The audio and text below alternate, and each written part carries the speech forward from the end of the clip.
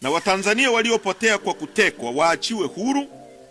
Tunasisitiza kuwasilishwa na kukabidhiwa kwa familia zote miili ya wapendwa wao waliouawa kabla, wakati na baada ya tarehe 29 mwezi wa 10, ili hatimaye miili hiyo izikwe kwa heshima na desturi za Kitanzania.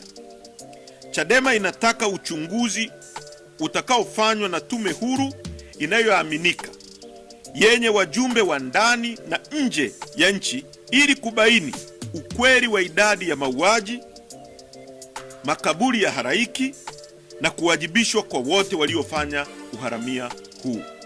Pointi namba 5. Chadema na Watanzania tunataka serikali ya mpito isiyoongozwa na Samia Suluhu Hassan itakaowekwa chini ya usimamizi wa taasisi huru za kimataifa. Kwa kuwa serikali haina uhalali wowote, Chadema inataka kuanzishwa kwa serikali ya mpito ambayo: 1. haitaongozwa na Samia Suluhu Hassan wala serikali ya CCM, itakayoaminika na Watanzania na jumuiya za kimataifa. 2.